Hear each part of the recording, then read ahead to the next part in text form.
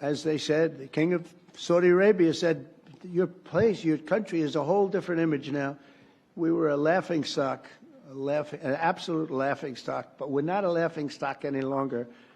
And, you know, I was talking to, as I said, President Putin for 2.5 hours. That was being very seriously listened to. We don't like what's happening. We don't like that we should have ever been involved. Would have never happened.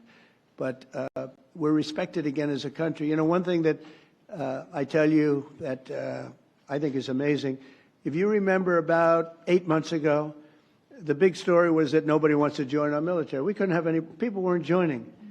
And they weren't proud of our country. They weren't joining police forces all over the country, Houston, Dallas, all over the country, New York. And now we have a record-setting enlistment in the military. Think of that, record-setting. The most in 38 years, but it's probably more than that. They started taking the numbers, Susie, 38 years ago, right?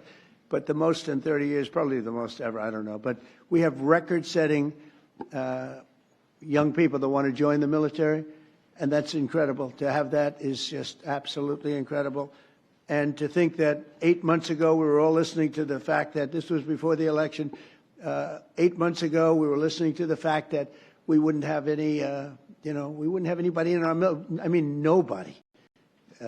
Army, Navy, Air Force, Marines, Space Force. I'm so proud of Space Force because we got that going. We started Space Force and they wanted to terminate it, and the military backed up.